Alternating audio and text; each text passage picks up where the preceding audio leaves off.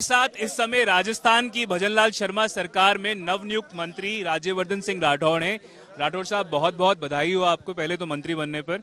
दूसरा, आपको क्या लगता है लोकसभा चुनाव करीब है, सबसे बड़ी प्राथमिकताएं क्या है भाजपा सरकार की?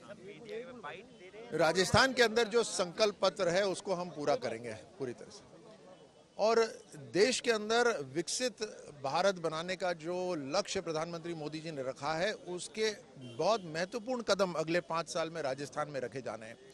मोदी जी की टीम बनकर राजस्थान के मुख्यमंत्री जी काम करेंगे और हम राजस्थान के मुख्यमंत्री जी की टीम है यहाँ पर।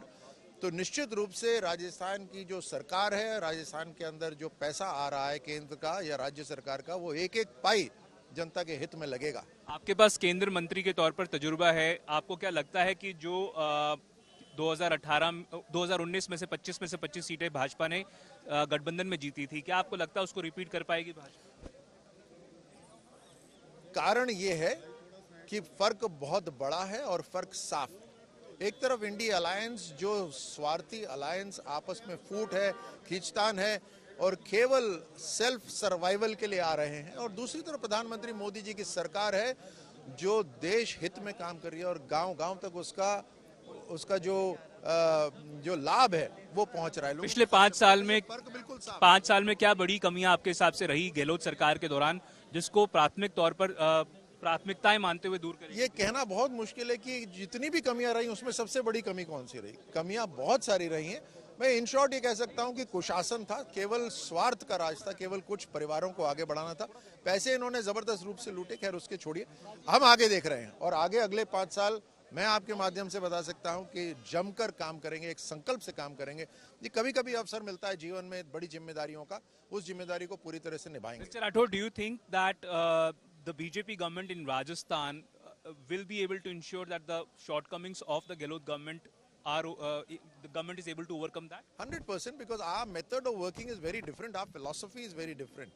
Right? We don't work for a dynasty. We don't work for a family. We work for entire country.